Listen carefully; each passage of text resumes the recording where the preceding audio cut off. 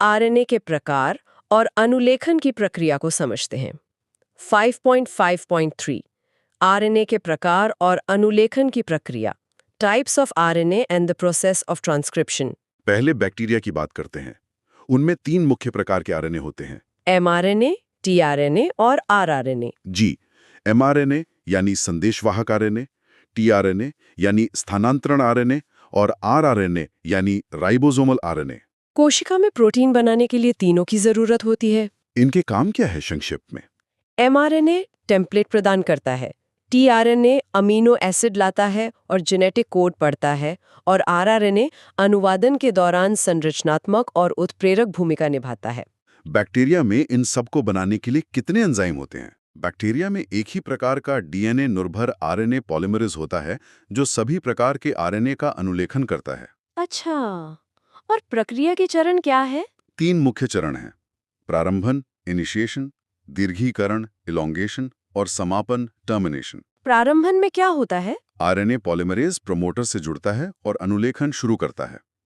इसमें उसकी मदद एक प्रारंभन कारक सिग्मा फैक्टर करता है जो अस्थायी रूप से जुड़ता है। दीर्घीकरण में पॉलीमरेज आगे बढ़ता है, न्यूक्लियोसाइड ट्राइफॉस्फेट को सबस्ट्रेट के रूप में इस्तेमाल करता है और पूरकता के नियम के अनुसार टेम्पलेट पर आरएनए को 5 से 3 दिशा में बनाता जाता है।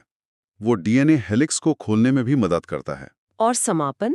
जब पॉलीमरेज टर्मिनेटर क्षेत्र तक पहुंचता है तो नया बना आरएनए और आरएनए पॉलीमरेज दोनों अलग हो जाते हैं। इसमें अक्सर एक समापन कारक रो फैक्टर मदद करता है जो अस्थायी रूप से जुड़ता है। तो पॉलीमरेज को सिग्मा और रो फैक्टर की जरूरत होती है? हाँ, आरएनए पॉलीमरेज मुख्य रूप से दीर्घीकरण का काम करता है। उसे अनुलेखन शुरू करने के लिए सिग्मा और खत्म करने के लिए रो फैक्टर के साथ अस्थायी रूप से जुड़ना पड़ता है। इन फैक्टर्स के जुड़ने से पॉलीमरेज की विशिष्टता बदल जाती है।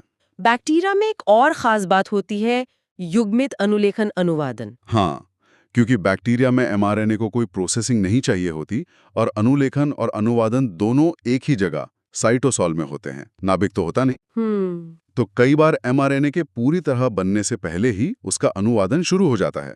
इसलिए कहते हैं कि बैक्टीरिया में अनुलेखन और अनुवादन युग्मित कपल्ड हो सकते हैं।